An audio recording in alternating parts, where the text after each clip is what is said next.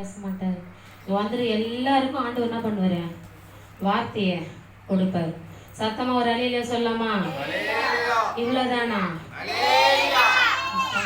அதான் கொஞ்சம் எனர்ஜி வருது. உங்களுக்கு எனர்ஜி வர வைக்கணும் 2 வாட்டி 3 வாட்டி சொல்லணும் போல. அப்பதான் கொஞ்சம் பூஸ்ட் நல்லா வரும் போல. என் பிள்ளைங்களுக்கு அடிக்கடி அதான் சொல்லுவேன், ஒரு விஷயத்த 4 வாட்டி சொன்னாதான் செய்றீங்களாடா அப்படின்னு. அப்பதான் என்ன பண்றாங்க, கொஞ்சமும் பண்ணுவாங்க. அல்லேலூயா. இன்னைக்கு நேற்று நான் ஆண்டோடைய சமூகத்தில் மெசேஜ் எடுத்துகிட்டு இருந்தேன். ஒரு 11 மணி இருக்கும். உண்மையாக சொல்லப்போனால் ஆண்டவர் எனக்கு சில வார்த்தைகளை கொடுத்தாரு. அதை வைத்து நான் சில வார்த்தைகளை ஆண்டோடத்தை தியானம் பண்ணி சில வார்த்தைகளை நான் ஆண்டோடத்தை கேட்கும்போது ஆண்டவர் சில விளக்கங்களை கொடுத்தாரு. அதெல்லாம் எடுத்துகிட்டே இருந்தேன். பாஸ்ட் 11 மணிக்கு வந்தார். என்னம்மா பண்ணுற, மெசேஜ் எடுக்கிறேன், சரி பேசிட்டு நீங்கள் போங்க அப்படின்னா போயிட்டாரு. நான் என்ன மெசேஜ் எடுத்தேன்னு சொல்லிட்டு அவருக்கும் தெரியவே தெரியாது. ஆனால் இங்கே நிற்கும் போது வஸ்திரத்தை குறித்து அவர் பேசினார். முதல்ல ஆரம்பத்தில் வந்தவங்களுக்கு தெரியும், வஸ்திரத்தை குறித்து அவர் பேசினார். இந்த ஃபுல் ஃபீட்டை கொஞ்சம் லைட்டாக விட்டுக்கணும். இந்த வஸ்திரத்தை குறித்து அவர் பேசினார். ஸ்டார்டிங்ல வந்தவங்களுக்கு தெரியும். அப்ப கர்த்தர் ஆவியானவர் இந்த வார்த்தைகளை நமக்கு கொடுத்தார் என்பது உறுதியானது. அல்லேலூயா. ஏன்னா ஆவியானவர் ஒருவரே. எப்படி? ஆவியானவர் ஒருவர். அப்ப நமக்குள்ள ஆவியானவர் பேசுறாருன்னா சில வார்த்தைகளை ஆண்டவர் என்ன பண்ணாரு, உறுதிப்படுத்துவார். அததான் அன்னைக்கு இவர் பேசும்போது அது பேச வேண்டிய அவசியமே இல்லை. ஆனா கர்த்தர் அந்த வஸ்திரத்தை சொல்லி இவரு வஸ்திரத்தை குறித்து ரட்சிப்பின் வஸ்திரம், மென் வஸ்திரம், அதை குறித்து அவர் திட்டமா இங்க பேசும்போது கர்த்தர் என்னோட கூட பேசினாரு. இன்னைக்கு ஜனம் உங்களோட கூட ஆண்டவர் பேசுவார் என்று சொல்லி அந்த விசுவாசத்தோட நான் உட்கார்ந்துருந்தேன். ஆமென். அல்லேலூயா. யாரெல்லாம் கர்த்தர் என் கூட பேச போறாரு, நான் அந்த வார்த்தையை கேட்க போறேன் அப்படின்னு உற்சாகமா வந்திருக்கீங்க அவங்க மாத்திரம். அல்லேலூயா. ஆண்டவருடைய வார்த்தை உங்களை உருவாக்கும், புடமிடும், உங்களை ஆசீர்வதிக்கும், உங்களை உயர்த்தி நடத்தும். ஆமென். இந்த வார்த்தையை தான் நம்ம பார்க்க போறோம். இன்றைக்கு இந்த பிரசங்கத்தினுடைய தலைப்பு என்னன்னா, ஆவிக்குரிய வஸ்திரம். ஒரு முறை சொல்லுங்க பார்க்கலாம். ஆவிக்குரிய விஷால் என்ன பாரு, எல்லாம் லிசன் பண்ணுங்க. ஏன்னா கவனிச்சா மட்டும்தான் இந்த வார்த்தை உங்களுக்குள்ள போகும். அந்த வார்த்தை நீங்க கவனிச்சா உங்களுக்குள்ள போனா அது சும்மாவே இருக்காது, அது கிரியை செய்ய ஆரம்பிக்கும். அல்லேலூயா. ஆவிக்குரிய வஸ்திரத்தை நாம தரித்தவர்களா இருக்கணும். ஆமென். ஏன்னு சொன்னாக்கா, இந்த மானத்தை மறைக்கிறதுக்கு நமக்கு ஒரு ட்ரெஸ் தேவை இல்லையா? நமக்கு 2 வாழ்க்கை இருக்குது.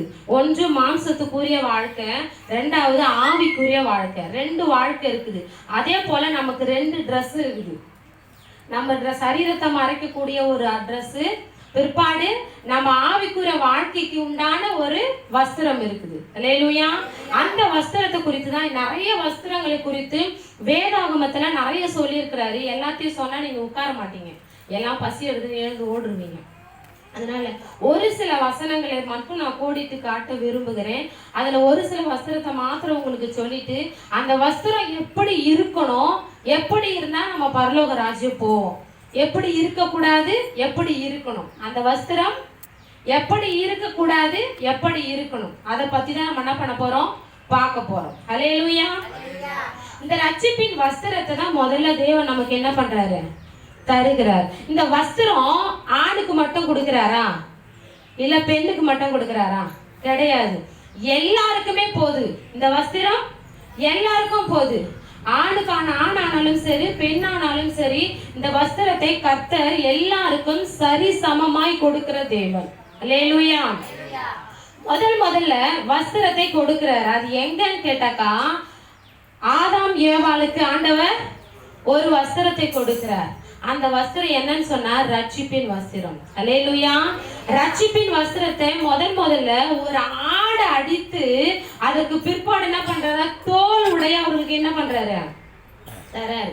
அதுதான் ரட்சிப்பின் வஸ்திரம். அல்லேலூயா. அந்த வஸ்திரம் இருந்தாதான் நம்ம எங்க போக முடியும், பரலோக ராஜ்யம் போக முடியும். அந்த வஸ்திரம் இல்லைன்னா நம்மளால என்ன பண்ண முடியாது, பரலோக ராஜ்யம் போக முடியாது. நான் ரட்சிக்கப்பட்டேன்பா, ஆனா நான் என்ன பண்ணல, தொடர்ந்து சபைக்கு வரல, எதுவுமே செய்யல, எதுவும் பண்ணல.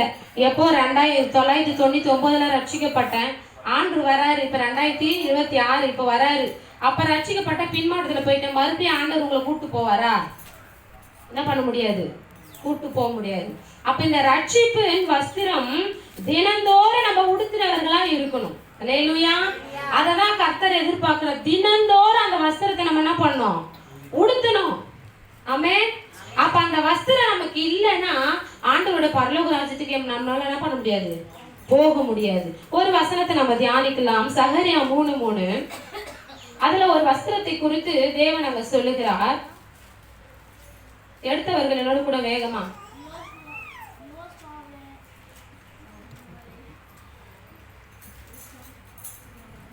யோசுவாவெனில் அழுக்கு வஸ்திரம் தரித்தவனாய் தூதனுக்கு முன்பாக நின்றிருந்தான். ஹல்லேலூயா. என்னோட கூட வேகமா எடுத்து வாசிங்கன்னா நல்லா இருக்கும். ஏன்னு சொன்னாக்கா இங்க சொல்லப்பட்டிருக்கிற வஸ்திரம் அழுக்கு வஸ்திரமா? என்னது? யோசுவா அழுக்கு வஸ்திரத்தை வச்சிட்டு இருந்தானா அது கீழே நிறைய சொல்லப்படுது. அவர் தமக்கு முன்பாக நிற்கிறவர்களை நோக்கி இவன் மேல் இருக்கிற அழுக்கு வஸ்திரங்களை களைத்து போடுங்கள் என்றார். பின்பு அவனை நோக்கி, பார், நான் உன் அக்கிரமத்தை உன்னிலிருந்து நீங்க செய்து உனக்கு சிறந்த வஸ்திரங்களை தரிப்பித்தேன் என்றார். அல்லேலூயா. இந்த அழுக்கு வஸ்திரத்தை நம்ம தரித்திருந்தோமானால் பிசாசான என்ன பண்ணுவானா, நம்ம பக்கத்திலே வந்து உட்கார்ந்துப்பான். அல்லேலூயா. அழுக்கு வந்த நான் சொல்றது என்னன்னா, உங்களோட ஆவிக்குரிய வஸ்திரம் எப்படி இருக்கு? அழுக்கு வஸ்திரம் எதை குறிக்குதுன்னு சொன்னாக்கா உங்களோட இருதயத்தை குறிக்கிறது. அல்லேலூயா. அந்த இருதயம் நமக்குள்ள சுத்தமா இல்லைன்னா அந்த ரட்சிப்பின் வஸ்திரத்தை நம்ம கடைசி வரை என்ன பண்ண முடியாது, போட முடியாது. ஆமென். கர்த்தர் முதல்ல வந்த உடனே சில பாட்டுக்காரெல்லாம் பாடி இருக்கிறாங்க, எல்லாரும் இயேசுகிட்ட வாங்க, உங்க பணத்தை கேட்கல, உங்க நகையை கேட்கல, உங்க இருதயத்தை ஆண்டு கேட்கிறாருன்னு சொல்ல. முதல்மே நம்ம என்ன பண்ணுவோம், போயிட்டு நீ எப்படி இருந்தாலும் பரவாயில்ல, ஆனா உன்னுடைய இருதயத்தை ஆண்டவர் கேட்கிறார். அல்லேலூயா. இதுக்கு உதாரணமா பாத்தீங்கன்னா நம்ம வேதாகமத்துல லாசரு ஐயாவும் பிற்பாடு ஐஸ்வர்யவானை பத்தி சொல்லி இருக்கிறாங்க. ஒரு பிச்சைக்காரன் ஒண்ணுமே இல்லாதவன் என்ன ட்ரெஸ் போட்டுட்டு இருப்பான், அழுக்கு வஸ்திரம் போட்டுட்டு இருப்பான். அவனுக்கு ஒருவேளை சாப்பாடு கிடையாதான். அந்த ஐஸ்வர்யவானோட மேஜையில விழுற அந்த துணிக்கையை சாப்பிட அவன் ஆசையா இருந்தான். அந்த துணிக்கை கூட அவனுக்கு என்ன பண்ணல, கிடைக்கல. ஆனா அவன் போட்டுட்டு இருந்த ட்ரெஸ் என்னன்னாக்கா அழுக்கு வஸ்திரம் தான் போட்டுட்டு இருந்தான். ஆனா அந்த ஐஸ்வர்யவான் ஒரு வேலைக்கு டேபிள் ஃபுல்லா வகை வகையா ஆகாரம் இருந்தது. அவன் போட்ட ட்ரெஸ் பாத்தீங்கன்னா மினுக்குள்ள வஸ்திரங்கள் தான். ஒரு ஐஸ்வர்யவானா கிழிஞ்ச ட்ரெஸ்ஸா போட்டுட்டு இருப்பான் கிடையாது. அவன் போட்டுன்ற ட்ரெஸ் விலை உயர்ந்த உடையதான் உடுத்தி இருந்தான். ஆனா பரலோக ராஜ்யம் யார் போனது, லாசரு தான் போனாரு. யார் போனாரு, லாசரு தான் போனாரு. ஏன்னு சொன்னாக்கா லாசருடைய இருதயம் சுத்தமா இருந்தது, ஐஸ்வர்யவானுடைய இருதயம் அசுத்தமா இருந்தது. அவன் தான் அழுக்குள்ளவன். மேல இருக்கிற ட்ரெஸ் புதுசா போட்டிருந்தாலும் உள்ள இருக்கிற அந்த இருதயம் நமக்குள்ள அழுக்கா இருக்குமானால் நம்ம என்ன பண்ண முடியாது, பரலோக ராஜ்யம் போக முடியாது. கண்டிப்பா சொல்றேன், நம்முடைய இருதயம் சுத்தமா இல்லைன்னா உன் கூட பிசாசு இருக்கிறான்னு அர்த்தம். ஏன்னா இங்க யோசுவா கிட்ட வந்து பிசாசு என்ன பண்ணானா, நின்னா. அவன் அழுக்கு வஸ்திரம் போட்டுட்டு இருக்கிறான், அவன் சரியில்லை, அவன் ஜீவியம் சரியில்லை. அதனால என்ன பண்ண, இந்த ஆத்மா எனக்குரியதுன்னு சொல்லி பிசாசானவன் போராடினான். இன்னைக்கு நம்ம என்ன யோசிக்கிறோம் கொஞ்சம் யோசிச்சு பாருங்க. இன்னைக்கு நம்ம எப்படிப்பட்டவர்களா இருக்கிறோம்? இந்த இருதயம், இததான் ஆண்டவர் பார்க்கிறாரு. இந்த இருதயத்தை நீங்க சுத்தமாய் வைப்பீர்களானால் கர்த்தர் உங்களை பரலோக ராஜ்யத்துக்கு என்ன பண்ணுவாரு, கூட்டு போவாரு. ஹல்லேலூயா. இந்த இருதயம் அழுக்கா இருக்குமானா அந்த ரட்சிப்பு உங்களோட கூட கடைசி வரை வராது. வேதம் சொல்லுகிறது, முடிவு பரியந்தம் நிலைத்து இருப்பவனே ரட்சிக்கப்பட்டவன். ஹல்லேலூயா. அப்ப ரட்சிப்பு என்பது ஒரு நாள் மாத்திரம் கிடையாது, கர்த்தருடைய வருகை வரையும், நீ ஜீவனோடு இருக்கிற வரையும் அந்த ரட்சிப்பு உன்னோட கூட இருக்கணும். ஹல்லேலூயா.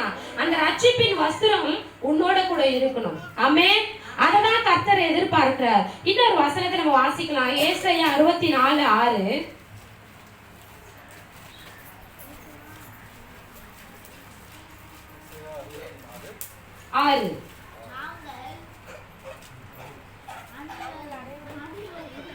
நாங்கள் அனைவரும் தீட்டானவர்கள் போல இருக்கிறோம், எங்களுடைய நீதி எல்லாம் அழுக்கான கந்தையை போல இருக்கிறது. நாங்கள் அனைவரும் இலைகளை போல உதிர்கிறோம், எங்கள் அக்கிரமங்கள் காற்றை போல எங்களை அடித்து கொண்டு போகிறது. ஹல்லேலூயா. வேதம் சொல்லுகிறது அழுக்கான கந்தையை போல இருக்கிறதா நீதி எல்லாம். நம்முடைய இருதயத்துல உண்மையாகவே தேவனுடைய வார்த்தை இருக்குமானால் நம்ம நீதியா நடப்போம், உண்மையா நடப்போம், பரிசுத்தமா ஜீவிப்போம். கர்த்தர் அதான் எதிர்பார்க்கிறார். உங்களுடைய இருதயம் சுத்தமாகனா இந்த வேத வசனத்தினால மட்டும்தான் முடியும். அல்லேலூயா. உங்கள் இருதயத்தை சுத்தம் பண்ணக்கூடிய வார்த்தை எதுன்னா கர்த்தருடைய வார்த்தை மட்டும்தான். ஒரு அல்லேலூயா சொல்லலாமா? அல்லேலூயா. ஆமென்.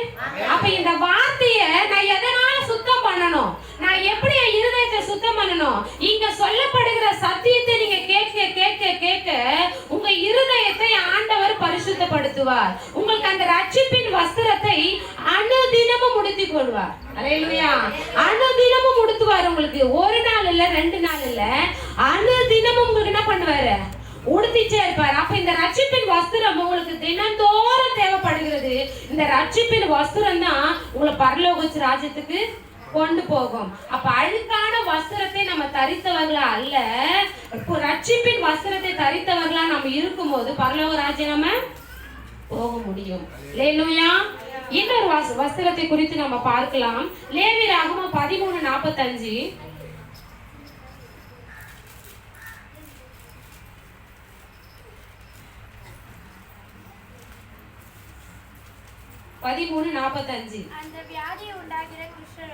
அந்த வியாதி உண்டாகிற குஷ்டரோகி வஸ்திரம் கிழிந்தவனாயும் தன் தலையை மூடாதவனாயும் இருந்து அவன் தன் தாடியை மூடிக்கொண்டு தீட்டு தீட்டு என்று சத்தமிட வேண்டும். ஹல்லேலூயா. இங்க ஒரு வஸ்திரம் சொல்லப்பட்டிருக்குது. அந்த வஸ்திரம் என்னன்னு சொன்னா தீட்டான வஸ்திரம், கிழிந்த வஸ்திரம். ஹல்லேலூயா. அது என்ன வஸ்திரம்? கிழிந்த வஸ்திரமா? நமக்கு எல்லாம் வஸ்திரம் இருக்கு, கிழிஞ்ச ட்ரெஸ் நம்ம போடுவோமா? நம்ம என்ன பண்ண மாட்டோம், போட மாட்டோம். இப்ப பாத்தீங்கன்னா பீரோவை திறந்தாக்கா சரிஞ்சு கொட்டுற மாதிரி தானே இருக்கு. துணி இருக்கு எல்லாருக்கும். நம்மளோட ஆவிக்குரிய வஸ்திரம் எப்படி இருக்கு கொஞ்சம் யோசிச்சு பாருங்க. எந்த இடத்துல எல்லாம் நீங்க ஆண்டவரை விட்டு விலகி போறீங்களோ அந்த இடத்துல உங்களோட ட்ரெஸ் என்ன ஆகுது? கிழியுது. அல்லேலூயா. வேதம் சொல்லுகிறது உனக்கு ஒரு வியாதி உன்னோட சரீரத்துல அனுமதிக்கப்படுதுன்னா ஏதோ ஒரு இடத்துல நீ பாவம் செய்யறன்னு அர்த்தம். அல்லேலூயா. வியாதியே தேவன் நமக்கு என்ன பண்ண மாட்டாரு? கொடுக்க மாட்டாரு. அப்ப ஏதோ வேதம் சொல்லுது 38 வருஷமா ஒரு இடத்துல ஒரு மனுஷன் ஒரே இடத்துல படுத்துட்டு இருக்காங்க. அப்ப ஆண்டவர் சொல்றாரு உன் பாவங்கள் உனக்கு மன்னிக்கப்பட்டது, நீ எழுந்து நடன்னு சொன்னாரு. பாவத்துக்கும் வியாதி சுகமாவதுக்கும் ஏதாவது ஒரு கனெக்டிவிட்டி இருக்கா? கொஞ்சம் யோசிச்சு பாருங்க. பாவம் சரியாகிறதுக்கும் வியாதி உள்ள மனுஷனை பார்த்தா என்ன சொன்னோம்? உன் வியாதி இயேசுவின் நாமத்தினால போட்டோம், இப்படி சொல்லிதான் நம்ம ஜெபம் பண்ணோம். ஆனா ஆண்டவர் அந்த மனுஷங்கிட்ட போய் சொல்றாரு உன் பாவம் உனக்கு மன்னிக்கப்பட்டது, நீ எழுந்து நடன்றாரு. அல்லேலூயா. அப்புறம் நம்முடைய பாவம் நம்மளுக்கு வியாதியை கொண்டு வருது. அந்த வியாதி தான் நமக்கு கிழிந்த ட்ரெஸ். அல்லேலூயா. நான் இன்னைக்கு உண்மையா சொல்ல போனா கர்த்தருக்குள்ள இருக்கிறவங்க ஆரோக்கியமா இருக்கணும். அல்லேலூயா. ஆரோக்கியமா இருக்கணும். எந்த வேலை ஒரு தொக்குன்னு ஒரு தலைவலி வந்துச்சுன்னா உடனே ஹாஸ்பிட்டல் ஓடி போய் நம்ம நிக்கிறோம்.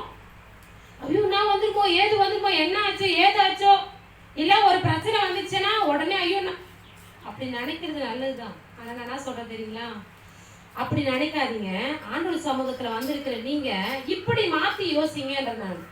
நான் ஆண்டவர் சமூகத்துக்கு போல எனக்கு பிரச்சனை வந்துச்சு, நான் இனி என்ன பண்ணோம்?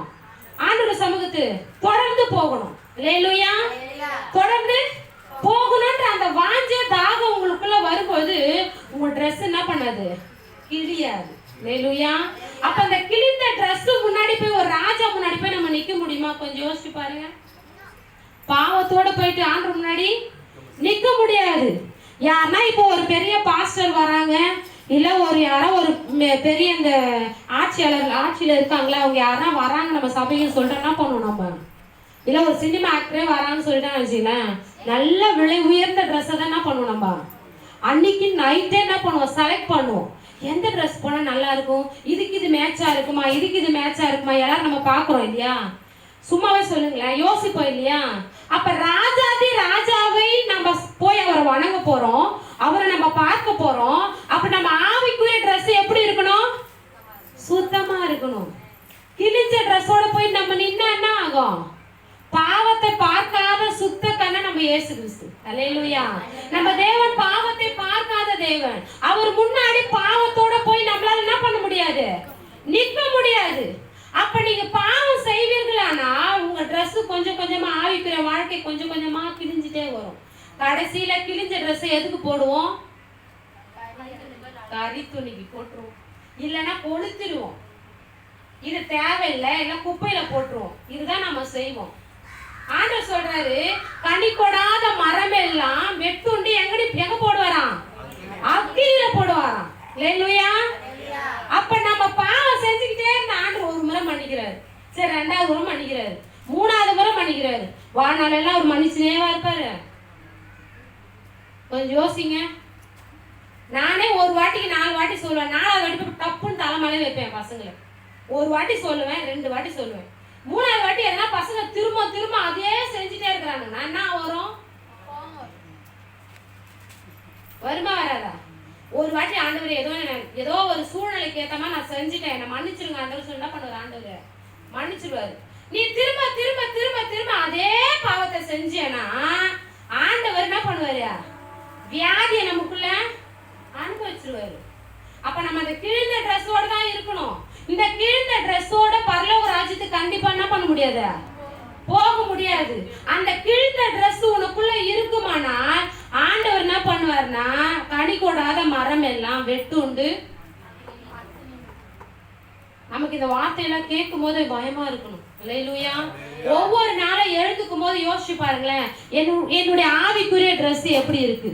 நம்ம காலையில எழுந்த ஒண்ணுமே நான் யோசிக்கிறேன்னா, இன்னைக்கு இந்த மீட்டிங்க்கு போனோம், இன்னைக்கு ஸ்கூலுக்கு போனோம், இன்னைக்கு காலேஜ் போனோம், இன்னைக்கு வேலைக்கு போறோம், என்ன சாரி கட்டு போலாம், என்ன சுடி போட்டு போலாம், என்ன ட்ரெஸ் போட்டு போலாம். இதை தான் நம்ம யோசிக்கிறோம் காலையில எழுந்த உடனே. இல்ல நைட்டே சில பேர் கொஞ்சம் என்ன பண்ணுவாங்க, எல்லாம் யோசிச்சு எடுத்து வச்சிருவாங்க அயன்லாம் பண்ணி. நம்ம ஆவிக்குரிய ட்ரெஸ் எப்படி இருக்குன்னு கொண்ட ஒரு நாளாச்சும் நம்ம யோசிச்சுருக்கோமா? தினமும் இன்னிலிருந்து நீங்க ஸ்டார்ட் பண்ணுங்க. காலையில எழுந்திக்கும் போது ஆண்டவரே நேற்று ஃபுல்லா நான் சுத்தமா இருந்தேனா? என்னோட ட்ரெஸ் எப்படி இருக்குது? கிழிந்த ட்ரெஸ்ஸா இருக்கா, இல்ல அழுக்கு வஸ்திரமா இருக்கா? என்னோட ரட்சிப்பை நான் காத்து கொண்டேனா? என் ரட்சிப்பு உண்மையா இருக்கா? நான் பாவம் செய்யாம இருந்தேனா? அப்படின்னு சொல்லிட்டு நம்ம என்ன பண்ணோம்? ஒவ்வொரு நாளும் நைட்டு படுக்கும் போது இன்னைக்கு ஃபுல்லா நான் எப்படி இருந்தேன் அப்படின்னு யோசிங்க.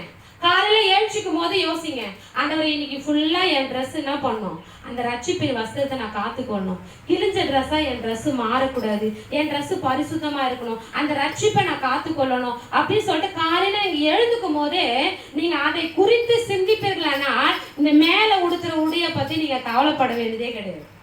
அது தானா பீரோ வந்து சேரும் உங்களுக்கு. அல்லேலூயா. நீங்க உங்க ஆவிக்குரிய வஸ்திரத்தை குறித்து நீ யோசிக்க ஆரம்பிச்சிட்டாலே உங்களுக்குரிய எல்லா காரியங்களையும் கர்த்தர் செய்ய ஆரம்பிச்சிருவார். ஆமென். அல்லேலூயா. அதுதான் கர்த்தர் எதிர்பார்க்கிறாரு. யோபு அவருடைய நண்பர்களுக்காக ஜெபித்தானா அவருடைய சிறையிருப்பை ஆண்டவர் மாற்றினாரா? உன்னுடைய ஆவிக்குரிய நிலைமையை குறித்து நீ யோசிக்க ஆரம்பிச்சிட்டனாலே உன்னுடைய உலக பிரகாரமான காரியங்கள் எல்லாவற்றுக்கும் கர்த்தர் உங்களுக்கு ஆசீர்வாதத்தை கொடுப்பார். அல்லேலூயா. அதுதான் எதிர்பார்க்கிறாரு. அப்ப நமக்குள்ள என்ன பண்ணக்கூடாது? அழுக்கு வஸ்திரம் நமக்கு இருக்கக்கூடாது. உடைய இருதயம் சுத்தமா இருக்கணும். அடுத்தது சொல்லப்படுது, கிழிந்த வஸ்திரம் இருக்கக்கூடாது. பாவம் செய்கிறவர்களாக நாம இருக்கக்கூடாது. அல்லேலூயா. இன்னொரு வஸ்திரத்தை குறித்து நம்ம வாசிக்கலாம். ஏசாயா 30:22.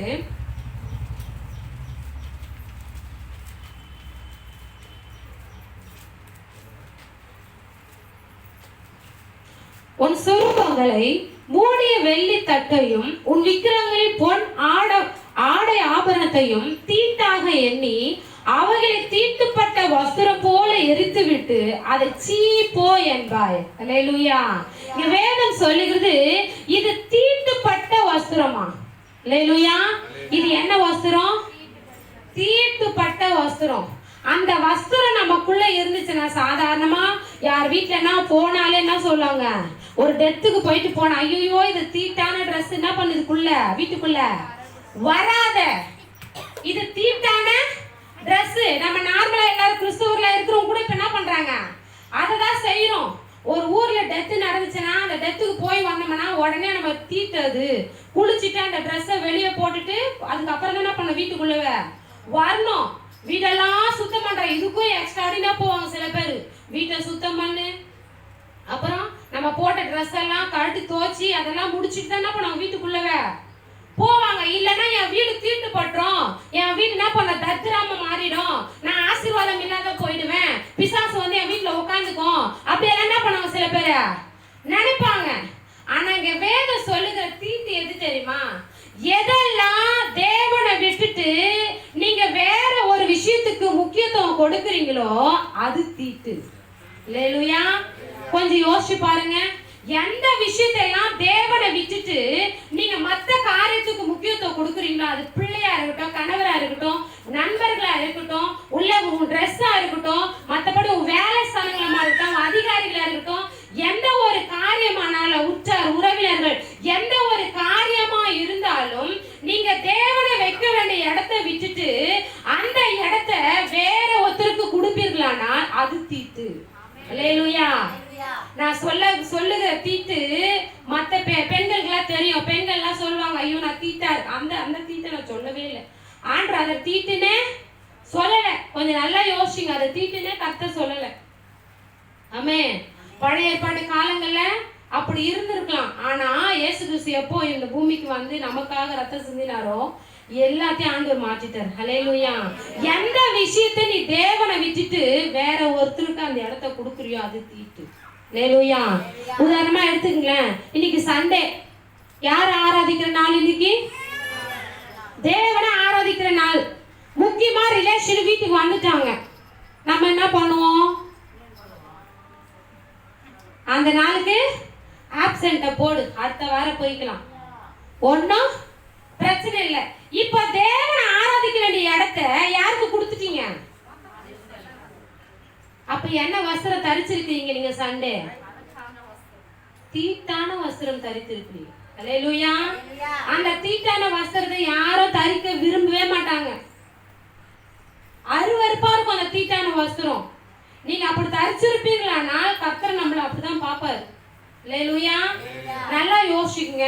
நீங்க எந்த விஷயத்தெல்லாம் ஆண்டவரை விட்டுட்டு அந்த இடத்த மற்றவங்களுக்கு கொடுக்குறீங்களோ, அது எதுவா இருக்கட்டும், உன் வியாபாரமா இருக்கட்டும், வேலை ஸ்தலமா இருக்கட்டும், உன் பிள்ளைங்களா இருக்கட்டும், கணவரா இருக்கட்டும், எந்த ஒரு காரியமா இருந்தாலும் அந்த விஷயத்த வேதம் சொல்றது மல்கியால, நான் பிதாவானால் எனக்கு கொடுக்க வேண்டிய கணம் எங்க? அல்லேலூயா. நமக்கு யார் பிதா? யார் தெய்வம்? இயேசுதான். அவர் சொல்றாரு, இயேசுன்றீங்களே, நான் உன் பாவத்துக்காக மன்னிச்சேன்னு சொல்றீங்கல்ல, நான் உன்னை மீட்டேன்னு சொல்றீங்கல்ல, நான் உன்னை பரலோகத்துக்கு கொண்டு போறேன்னு சொல்றீங்கல்ல, அப்ப எனக்கு கொடுக்க வேண்டிய கணம் எங்க? அல்லேலூயா. ஆரம்பத்தில் ஐயா சொன்னாரு, நீங்க ஏன் லேட்டா வரீங்க? லேட்டா வந்தீங்கன்னா இயேசு கிறிஸ்துவை நீங்க கணம் வீண பண்றீங்கன்னு அர்த்தம்னு சொன்னாரு. அல்லேலூயா. ஏன்னா இங்க முதல்ல இப்போ நீங்க சொல்லி பாருங்க, ஃபர்ஸ்ட் வர்றவங்களுக்கு 10,000 ரூபாய் நான் தரேன் அப்படின்னு ஊழியக்காரர் சொல்லிட்டாருன்னா யார் ஃபர்ஸ்ட் வருவீங்க? கொஞ்சம் யோசிச்சு பாருங்க. ஃபர்ஸ்ட் உண்மையாங்க ஊழியக்காரன் கூட இது நடக்குது. ஒரு சில ஊழியக்காரர் மீட்டிங்ல நான் கேட்கறேன், ஃபோன் பண்ணி கூப்பிடும் போது எப்படி கூப்பிடுறாங்க? ஐயா அந்த 10 மணிக்குள்ள வந்துட்டீங்கன்னா ஒரு கிஃப்ட் உங்களுக்கு காத்திருக்குது. நம்ம போனா எப்போ ரொம்பி போயிருக்குது, ஃபுல்லா நிறைஞ்சு போச்சு, பார்த்தா அட்டெண்டன்ஸ் ஃபுல்லா இருக்குது. என்னன்னு கேட்டா ஒரே ஒரு டிஃபன் பாக்ஸ் தராங்க. நாங்க அதுக்கு போல, நான் போனது லேட்டு தான். நாங்க சொல்லுவாங்க போனா எதுவும் இருக்காது, அதுக்காக நம்ம போக கூடாது. கர்த்தரை ஆராதிக்கணும்னு முழுசா மனசுல நினைச்சிட்டுனா சீக்கிரம் போகணும். பாஸ்ட் ஆரம்பத்துல சொன்னாரு பாருங்க, அந்த விஷயம் மட்டும் எனக்கு பிடிக்கவே பிடிக்காது. போனா முதல்ல போய் உட்காரணும், இல்லை நீ போவாதான்னு. ஆண்டவர் அதான் பாக்குறாரு. ஃபர்ஸ்ட் ஒழுக்கமே அதுதான். தேவனுக்கு கொடுக்க வேண்டிய கணத்தை நம்ம எங்க கொடுக்கிறோம்? நீங்க உண்மையாவே இருதயத்துல மனசுல நீங்க நினைப்பீர்களானா உங்களால வீட்டுல என்ன பண்ண முடியாது? உட்காரவே முடியாது. ஐயோ மணி 8 ஆயிடுச்சு, 7 ஆயிடுச்சு, 8 மணி நம்ம போயிடணுமேன்ற என்ன பண்றாங்க உணர்வு நமக்குள்ள வந்துட்டே இருக்கும். கொஞ்சம் யோசிச்சு பாருங்க. நான் போன வாரம் கொஞ்சம் லேட்டா வந்து உட்கார்ந்தேன். இந்த எப்பவுமே நான் உட்கார்ந்ததே கிடையாது. உங்க முன்னாடி ஏந்து நின்று பகிரமா மன்னிப்பு கேட்ட ஆண்டவர்கிட்ட நான். அல்லேலூயா. அது ஆண்டோட விஷயமா தான் நின்னேன். ஏன்னு கேட்டா நாங்க அன்னைக்கு வெளில போயிட்டு வந்தோம், தூக்கம் கிடையாது, சுத்தமா தூக்கம் கிடையாது. வெடிகாலை எழுந்து சமைக்க கொள்ள எனக்கு கொஞ்சம் லேட் ஆயிடுச்சு. அதனால என்ன பண்ண முடியும்னா ஒரு 1/2 hour லேட்டா வந்தேன். அந்த 1/2 hour லேட்டா வந்ததுக்கு பதபதிச்சது எனக்கு தான் தெரியும். என் இருதயம் எப்படி வலிச்சதுன்னு எனக்கு தான் தெரியும். அல்லேலூயா. அப்ப நீங்க லேட்டா வரீங்கன்னா அந்த இடத்த யாருக்கோ ஒருத்தர் கொடுத்துட்டு வரீங்கன்னு அர்த்தம். அல்லேலூயா. 8 மணிக்கு ஆராதனைனா எத்தனை மணிக்கு நம்ம வரோம்? 9 மணி. அப்ப அந்த 1 மணி நேரம் யார் கொடுக்குறீங்க? கொஞ்சம் யோசிச்சு பாருங்க. வீட்டில் இருக்கிற வேலை நமக்கு தினந்தோறும் தெரியும், தினந்தோறும் சொல்லிட்டே இருப்பாங்க. ஒரு நாள் சொல்றாங்க 8 மணிக்கு ஆராதனை. அப்ப நம்ம என்ன பண்ணோம்? பிஃபோரா எழுந்து நம்ம வேலைகளை செய்ய ஆரம்பிச்சிட்டோம்னா அந்த நேரத்தை ஆண்டவருக்கு நம்ம என்ன பண்ணுவோம்? கொடுக்க ஆரம்பிச்சிருவோம். உன்னுடைய சூழ்நிலைகள், உன்னுடைய நிலைகள், உன்னுடைய இருதயத்தின் வாஞ்சைகள், உன்னுடைய சிந்தனையில எண்ணப்படுகிற எண்ணங்கள் எல்லாவற்றையும் கர்த்தர் அறிவார். அல்லேலூயா. ஏதோ ஒரு சூழ்நிலைப்பா, என்னால முடியல, ட்ரெயினுக்கு நிக்கிறோம், லேட் ஆயிடுச்சு, சூழ்நிலை, அதுக்காக ஒரு 10 நிமிடம் என்ன பண்ணலாம்? தாமதமா வரலாம். அதை ஆண்டவர் பாக்குறாருல்ல. நீ வீட்டுல இருந்துட்டே திமுறா 10 ஞாயிற்றுக்கிழமை தான் லீவ் எனக்கு, அந்த நாள்ல நான் தூங்கினாதான் எனக்கு ரெஸ்ட் அப்படின்னா நீ தூக்கத்தை தான் முன்னாடி வைக்கிற. அதுதான் உனக்கு விக்கிரகம். அல்லேலூயா. அந்த தூக்கத்தை நீ விரும்பினா அதுதான் உன் கடவுள். அல்லேலூயா. கர்த்தர் ஆண்டவர் அதுதான் சொல்றாரு, நான் உனக்கு பிதாவானால் எனக்கு கொடுக்க வேண்டிய கனத்தை நீங்க கட்டாயம் கொடுக்கணும். அல்லேலூயா. நீங்க கனம் கொடுக்க, நான் உங்க வீட்டுக்கு வரேன், நீங்க எனக்கு கொடுக்க வேண்டிய கனத்தை கொடுக்கலன்னா நான் உங்க வீட்டுல இருப்பேன்? கொஞ்சம் யோசிச்சு சொல்லுங்க. சம்பந்தம்மா வீட்டுக்கு போறேன், அவங்க பாட்டு நாங்க சோதரையா வாங்க ஐயா உட்காருங்க ஐயா சொல்லிட்டு அவங்க பாட்டு போய் வெளில வேலை செஞ்சு உட்காந்துருந்தானா நான் பாட்டு விட்டத்தை பார்த்து நான் உட்காந்து இருக்க முடியும்? கொஞ்சம் யோசிங்க. சொல்லிட்டு நான் பாட்டு என்ன பண்ணுவேன்? சரிம்மா அவங்க வேலையை பாருமா, நான் போயிட்டு வரேம்மா. ஏன்னா எனக்கு கூட இருந்தாங்க அந்த கனம் அங்க இல்ல. அப்ப நான் அந்த இடத்துல எப்படி வாசம் பண்ணுவேன்? அந்த இடத்துல நான் எப்படி உட்காருவேன்? கொஞ்சம் யோசிச்சு பாருங்க. இந்த இருதயத்துல தான் கர்த்தர் வாசம் பண்றார். அல்லேலூயா. இந்த இருதயத்துல நீங்க எதற்கு முக்கியத்துவம் கொடுக்குறீங்களோ அந்த இடத்துல தான் கர்த்தர் உட்காருவார். அல்லேலூயா. நீங்க தேவனுக்கு முக்கியத்துவம் கொடுப்பீர்களானால் உங்க இருதயத்துல கர்த்தர் தான் வாசம் பண்ணுவார். யாரும் வந்து அந்த இடத்தை பிடிக்க முடியாது. அல்லேலூயா. அப்படி உங்க இருதயத்துல ஆண்டவர் இல்லைன்னா நீங்க தேவனை கனவீனப்படுத்துறீங்கன்னு அர்த்தம். அல்லேலூயா. நல்லா யோசிச்சுங்க. அது தீட்டான உடை. அந்த தீட்டான உடைய நம்ம உடுத்திருந்தோம்னா பக்கத்துல இருக்கிறவங்களே என்ன பண்ண மாட்டாங்க? உட்கார மாட்டாங்க. தேவன் உட்கார மாட்டார். நல்லா யோசிச்சுங்க. ஒவ்வொரு நாளும் நீ எழுந்திருக்கும் போது அந்த ஆவிக்குரிய வஸ்திரம் எப்படி இருக்கு? அழுக்கா இருக்கா, கிழிந்து இருக்கா, இல்ல தீட்டா இருக்கா? இப்படிப்பட்ட வஸ்திரம் எனக்கு வேண்டாம். நான் அந்த ரட்சிப்பின் அடைந்து பரலோகத்துக்கு நான் போகணும். அந்த ரட்சிப்பின் வஸ்திரத்தை நான் காத்துக்கொண்டு இந்த பரலோக ராஜ்யத்தை நான் சுதந்திரிச்சு கொள்ளனா இந்த உடை எனக்கு வேண்டாம்ப்பா. இப்படிப்பட்ட உடை எனக்கு வேண்டாம். நான் தேவனை தரிசிக்க கூடிய உடைய எனக்கு தாங்கப்பா. அல்லேலூயா. இன்னும் ஒரு வஸ்திரத்தை பார்த்துட்டு பிற்பாடு இந்த வஸ்திரத்தை உடுத்தினா நம்ம பரலோகத்துக்கு போவோன்றப்பா அந்த வசனத்தை நம்ம பார்க்கலாம். செப்பனியா 1:8 எடுத்து வந்து என்னோட கூட வேகமா. செப்பனியா 1:8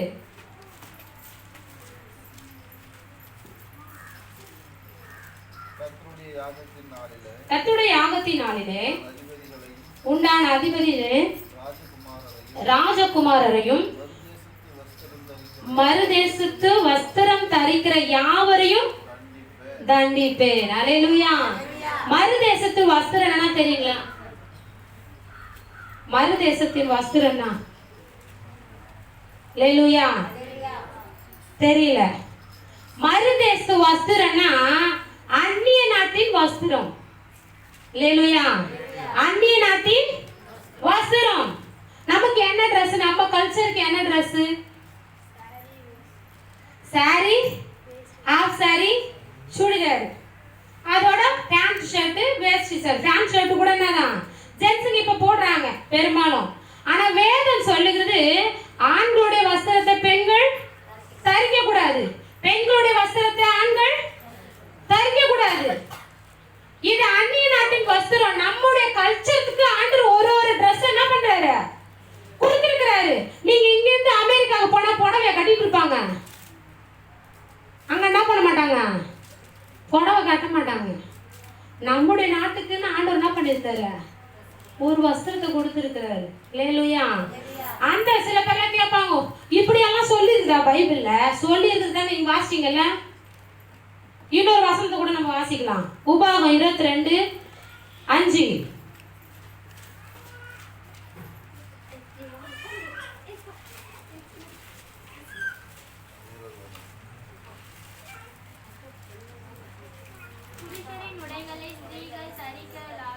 புருஷரின் உடைகளை ஸ்திரீகள் தரிக்கல் ஆகாது, ஸ்திரீகளின் உடைகளை புருஷர் தரிக்கல் ஆகாது. அப்படி செய்கிறவர்கள் எல்லோரும் உன் தேவனாகிய கர்த்தருக்கு அருவருப்பானவர்கள்.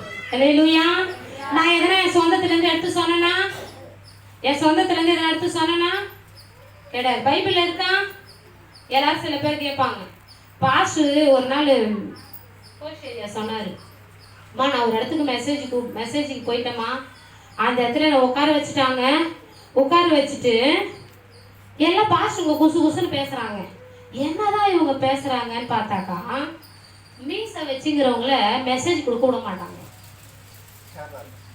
அல்லேலூயா. மீசை வச்சா மெசேஜ் கொடுக்க விட மாட்டாங்களா? அவர் சொல்லும் போது எனக்கே ஆச்சரியமா இருந்தது. அதனால என்ன பண்ணிட்டாங்க, ஐயா இந்த ஒரு வாட்டி வந்துட்டீங்க, ஏதோ போனா போது கொடுத்துருங்க அப்படின்னு அவர்கிட்ட சொல்லிட்டு அதுக்கப்புறம் கொடுத்தாங்களாம். அவர் பாவம் இப்ப மீசே வைக்கிறது இல்லை, அது வேற விஷயம். பாருங்க, ஏன் சொல்றேன்னா, மீசை வச்சாதான் மெசேஜ் கொடுக்கணும்னு பைபிள்ல இல்ல. ஆனா அதெல்லாம் நம்ம என்ன பண்றோம், ஃபாலோ பண்றோம். சவரம் பண்ண சொல்றாங்க. சவரம்னா நம்ம என்ன பண்ணோம், சுத்தமா இருக்கணுன்றதுக்காக என்ன பண்ண சொல்றாரு, சவரம். மீசை வச்சா தான் நீ என்ன பண்ணோம், மெசேஜ் கொடுக்கணும். மீசை இல்லைன்னா மெசேஜ், இப்படி எல்லாம் என்ன பண்ணல விட்டாங்க, போடல. ஆனா இங்க வேத வசனம் தெளிவா சொல்லுது, ஆண்களோட வஸ்திரத்தை என்ன பண்ணக்கூடாது, பெண்கள் போடக்கூடாது. பெண்களோட வஸ்திரத்தை ஆண்கள் போடக்கூடாது, தீர்க்கமா இங்க சொல்லப்பட்டிருக்குது. அப்ப அந்நிய வஸ்திரங்களை நம்ம என்ன பண்ணக்கூடாதா, தரிக்க கூடாது. அல்லேலூயா. நம்முடைய சபையில என்ன உபதேசம் சொல்றாங்களோ அந்த உபதேசத்துக்கு நம்ம என்ன பண்ணோம், கீழ்ப்படியணும். அல்லேலூயா. கொஞ்சம் யோசிச்சு பாருங்க. நம்ம என்ன பண்ண தெரியுமா, பாஸ்டிங்க நைட்டெல்லாம் உழுந்து நைட்டு 12, 1 அவர் சொல்ல பாருங்க, நான் எப்போ போய் படுக்கிறேன் எப்போ எழுந்துக்கிறேன்னு பொண்டாட்டிக்கே தெரியலன்றார். அந்த மாதிரிலாம் ஜோம் பண்ணுகிறாரு அவரு. அவர் நைட்டெல்லாம் கண்ணு முழிச்சு உட்காந்து மெசேஜ் எடுத்து உங்களுக்கு சொல்லுவாரு. இந்த உபதேசத்தெல்லாம் விட்டுட்டு பக்கத்து வீட்டுல அக்கா 4 பேர் உட்காந்து பேசிட்டு இருப்பாங்க. அவங்க ஒரு உபதேசத்தை சொல்லுவாங்க. என்ன தெரியுமா, அக்கா இந்த நாள்ல தான் நம்ம என்ன பண்ணோம், பொண்ணு உட்கார வைக்கணும், இந்த நாள்ல தான் கல்யாணம் பண்ணணும், இந்த நாள்ல தான் இதை செய்யணும் அப்படின்னு அவங்க ஒரு உபதேசம் பண்ணுவாங்க பாருங்க. அந்த உபதேசத்தை மட்டும் கப்புன்னு பிடிச்சி போனோம், கற்பூர மாட்டோம். அப்படிதானே? இங்க உயிரை கொடுத்து ஜெபம் பண்ணி ஆண்டோட வார்த்தை நைட்டெல்லாம் உட்கார்ந்து கேட்டு அந்த வசனத்தை உங்களுக்கு எத்தனை நைட்டெல்லாம் இங்க போதிச்சு அந்த வசனம் உங்களுடைய இருதயத்துல அதை கிரியை செய்ய வைக்கிற வரையும் எங்களுக்கு இங்க என்ன பண்ணாது, தூக்கமே வராது. ஆனா நம்ம என்ன பண்றோம், பாஸ்டருடைய உபதேசத்தெல்லாம் விட்டுட்டு அங்க வெளியில இருக்கிறவங்க சொல்லுவாங்க பாருங்க, அந்த சத்தியம் மட்டும் எப்படிதான் உங்களுக்கு இந்த பக்கம் வரமாட்டேதுன்னு தெரியல. எனக்கு ஒன்றும் புரியல. இங்க பேசுற சத்தியம் இந்த காதுல வாங்கிட்டு அந்த கேட்ட திறந்தோடனே அப்படி போயிடுது. ஆனா பக்கத்து வீட்டு அக்கா சொல்ற அந்த சத்தியம் மட்டும் அது சத்தியம் சொல்ல முடியாது. அந்த உபதேசம் மட்டும் எப்படி உங்களுக்கு இந்த பக்கம் அடிச்சுக்கிட்டா குப்புன்னு தெரியல. இருக்கு இங்க பேசும்போது அது என்ன பண்ண மாட்டேங்குது, வெளில போக மாட்டேங்குது. அது அந்நிய உபதேசம். அந்த வார்த்தைகளை நம்ம என்ன பண்ணக்கூடாது, நம்முடைய செவியில கேட்கவே கூடாது. அல்லேலூயா. அந்த வஸ்திரத்தை நீங்க உடுத்துனீங்கன்னா அவங்க கூட நேரா போக வேண்டியதான். என்ன பாட்டு, ஐயோ ஐயோ நரக தெரியுது, அங்கு கொழுந்து விட்டு நெருப்பு எரியுது அப்படின்னு பாடிட்டு அவங்க அந்த பாட்டு பாடுவாங்க. அவங்க கூட சேர்ந்து நானும் கோரஸா பாடுற வாக்கா அப்படின்னு சொல்லிட்டு நம்ம என்ன பண்றோம், போயிடுவோம். அந்த அந்நிய உபதேசத்துக்கு நம்ம என்ன பண்ணக்கூடாது, போகக்கூடாது. இங்க இருந்து உங்களுக்கு சொல்றேன்னா நீங்க கெட்டு போறதுக்கு சொல்லுவாங்க. கொஞ்சம் யோசிச்சு பாருங்க. அதுக்காக இத்தனை ஜபம் வைக்கிறோம், அதுக்காக இவ்வளவு நாள் போராடுறோம், அதுக்காக போன் மேல போன் பண்றோம், அதுக்கு அவ்வளவு உபதேசம் பண்றோம். அல்லேலூயா.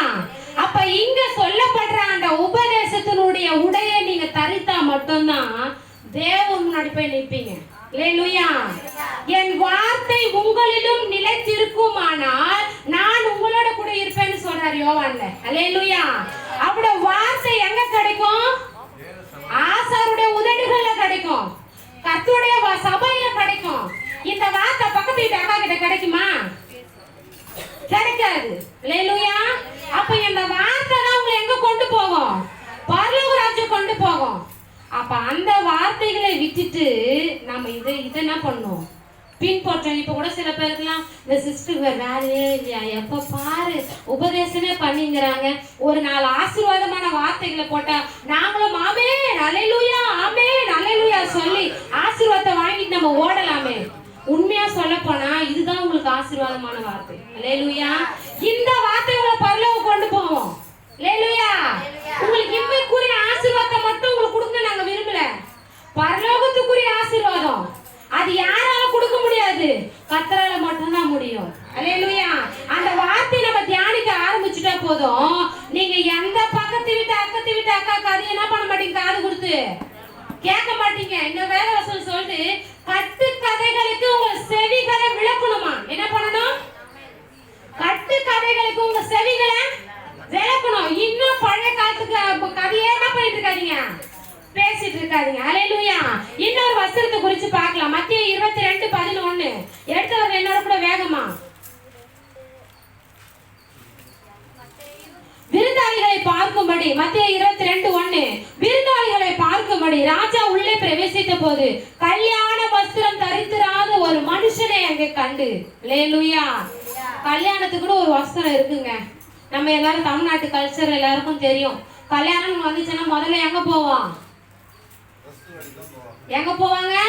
பழக்கடை, மாலை கடை, ஸ்வீட்டு கடை, எல்லா கடையும் அப்பாரம். முதல்ல எந்த கடைக்கு போவோம்? துணி கடைக்கு தான் போவோம். அதுலயே இருக்கிறாங்க பாருங்க, பொண்ணு வீட்டுக்காரங்க ஒரு குரூப்பா வருவாங்க, பையன் வீட்டுக்காரங்க ஒரு குரூப்பா வருவாங்க. பொண்ணு வீட்டுக்காரங்க குசு குசுன்னு பேசுவாங்க, 20,000 ரூபாய் எழுதி. அவங்க கம்மி பண்ணி தான் எடுப்பாங்க. நீ என்ன பண்ண? 20,000 ரூபாய் எடு. இல்ல அவ்வளவு பத்தாது, நீ 30,000 ரூபாய் எடு, 50,000 ரூபாய் எடு. அப்ப நாம வர அவங்களுக்கு கோட் சூட் எடுத்து தரணும். இதெல்லாம் என்ன நடக்கும்? கல்யாணத்துல நடக்கும். கல்யாணம்னு வந்துட்டாலே கல்யாண வஸ்திரம் இருக்கணுங்க. அல்லேலூயா. நம்ம தேவன் மணவாளனா வரப்போறாரு. எத்தனை பேருக்கு? அல்லேலூயா. மணவாட்டியை நாம என்ன பண்ணணும்? ஆயத்தப்படணும். மணவாட்டிக்குரிதான உடை நமக்குள்ள இருக்கணும். ஆமென். இவ்வளவு நேரம் பார்த்தோம், எந்தெந்த வஸ்திரம் நமக்குள்ள இருக்கக்கூடாது? அழுக்கு வஸ்திரம் இருக்கக்கூடாது, கிழிந்த வஸ்திரம் இருக்கக்கூடாது, தீட்டான வஸ்திரம் இருக்கக்கூடாது. அடுத்தது அந்நிய வஸ்திரம் நமக்குள்ள இருக்கக்கூடாது. இப்ப என்ன வஸ்திரம் நமக்குள்ள இருக்கணுங்க? கல்யாண வஸ்திரம் இருக்கணும். அந்த கல்யாண வஸ்திரம் இல்லைன்னா நீ என் மணப்பெண்ணே இல்லைன்னு சொல்லிட்டு ஆண்டவர் என்ன பண்றாரு? விட்டு போயிடுங்க. நல்லா புரிஞ்சுக்குங்க. அந்த கல்யாண வஸ்திரம் நம்ம ஒவ்வொருத்தருக்கும் வேணும். அந்த கல்யாண வஸ்திரம் நமக்கு இல்லைன்னா நம்ம சொல்றோம், ஐயோ 20,000 பட்டு கட்டினா தான் மாப்பிள்ளைய நிமிந்து பாப்பாராமே. அப்படி இல்லை. அல்லேலூயா. உங்க கல்யாண வஸ்திரமே தேவனை நோக்கி நீ பரிசுத்தமா உட்கார்ந்துருக்கீங்க பார்த்தீங்களா, அதுதான் கல்யாண வஸ்திரம். அல்லேலூயா. 5 மணவாட்டிங்க இருந்தாங்க, 10 மணவாட்டிங்க இருந்தாங்க. அதுல 5 மணவாட்டிங்க என்ன பண்ணாங்க? எண்ணெய் வச்சிட்டு இருந்தாங்க, விதிச்சிருந்தாங்க, ஆண்டுக்காக காத்து இருந்தாங்க. அல்லேலூயா. 5 பேர் என்னங்க பண்ணிட்டாங்க? தூங்கிட்டாங்க. அப்ப அந்த 5 பேர் தான் மணவாள கூட என்ன பண்ணாங்க? போனாங்க. ஆண்டவர் வந்தாரு, 10 பேர் இருந்தாங்க. 10 பேர்கிட்ட ஆண்டவர் எதிர்பார்த்த கல்யாண வஸ்திரம் இல்ல. வேதம் சொல்லுது, கல்யாண வஸ்திரம் தரித்திராதவர்களை எங்க போட்டாங்களாம்? அழுகையும் பருக்கடிப்பு உள்ள இடத்துல அவங்கள போடுங்கன்னு சொல்லிட்டாராம். நல்லா யோசிச்சுங்க. அப்ப கல்யாண வஸ்திரம் தேவன் வர வரையும் இருக்கணும். ஒரு நாள் மட்டும் உடுத்திட்டு ஒரு நாள் மட்டும் பாத்திருக்கீங்களா? கொஞ்சம் மிஞ்சின பரிசுத்தவான்கள், ஸ்பாட் பரிசுத்தவான்களா பாத்திருக்கீங்களா? அந்த டைமுக்கு மட்டும் குதிப்பாங்க, அப்படியே வெளில போனா வேற மாதிரி ஆயிடுவாங்க. அப்படி அல்ல. கல்யாண வஸ்திரம் ஏசப்பா எப்ப வருவாருன்னு, எந்த நாழிகளை வருவாருன்ட்டு யாருக்கும் தெரியாது. போதிக்கிற எங்களுக்கும் தெரியாது, வரப்போற இயேசு கிறிஸ்துக்கும் தெரியாது. யாருக்கு மட்டும் தெரியும்? பிதாவுக்கு மட்டும்தான் தெரியும். அல்லேலூயா.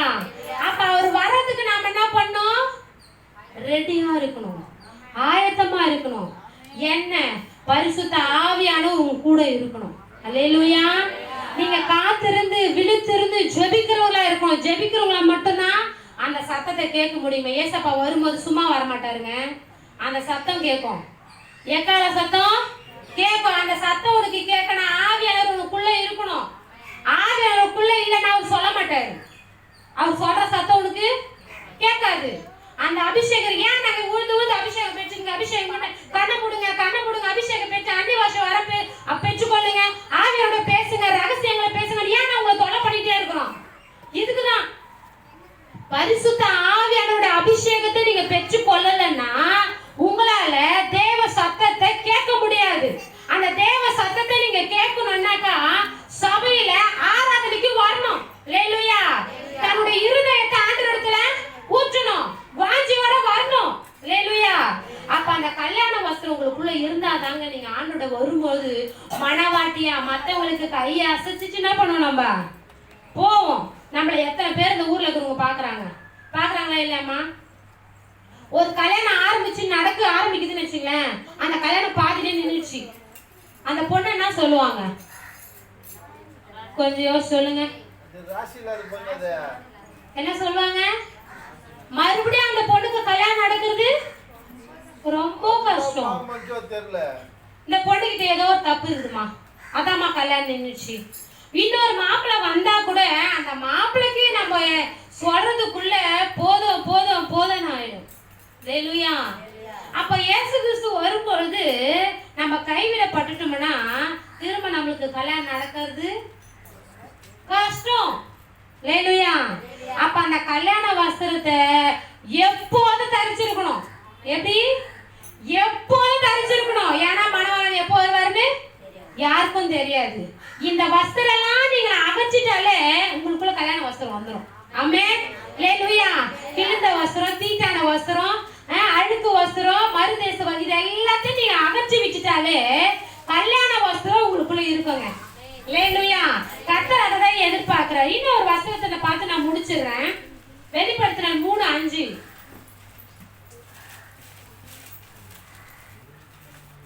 ஜெயம் கொள்ளுகிறவன் எவனோ அவனுக்கு வெண் வஸ்திரம் தரிக்கப்படும். ஜீவ புஸ்தகத்திலிருந்து அவனுடைய நாமத்தை நான் கிறுக்கி போடாமல் என் பிதா முன்பாகவும் அவருடைய தூதர்களுக்கு முன்பாகவும் நாமத்தை அறிக்கை விடுவேன். அல்லேலூயா. வேதம் சொல்லுது வெண் வஸ்திரம் இருக்கணுங்க நமக்கு. அல்லேலூயா. நான் சொன்னேன் இல்லைங்க, பரிசுத்த ஆவியானவர் வரும்போது மணவாளன் வர்றது உங்களுக்கு தெரியுங்க. ஆனா அதுக்கு பிற்பாடு நமக்கு என்ன வஸ்திரம் தராராம்? வெண் வஸ்திரத்தை தருகிறாரு. நம்மளை கூட்டு போய் சும்மா உட்கார வைக்கிறதுக்காக கூட்டாரு. இப்பெல்லாம் உங்களை சபைக்கு வாங்க கூப்பிட்டு உட்கார வச்சு நான் உங்களை இதே பார்த்துட்டு வச்சுங்களேன், நீங்க தான் சொல்லுவீங்க, என்ன இந்த அம்மாவுக்கு வேலையே இல்லையா? சபைக்கு 8 மணிக்கு வாங்கன்னு சொல்லிட்டு சும்மா நம்மளை உட்காந்து மூஞ்ச பார்த்துட்டு இருந்து இந்த அம்மாவுக்கு வேற எதுவும் தெரியாது போல அப்படித்தானே சொல்லுவோம். ஆனா ஆண்டவர் உங்களை கூட்டு போறதுக்கு ஒரு நோக்கம் இருக்குதுங்க. பரலோகத்துக்கு உங்களுக்கு வெண் வஸ்திரம் கொடுக்க போறாராம். எத்தனை பேர் வாங்க ரெடியா இருக்கிறீங்க? ஆமென். அல்லேலூயா. அந்த வஸ்திரத்தை தரிக்கணும்னா முதலாவது இதெல்லாம் அகற்றிடணும்.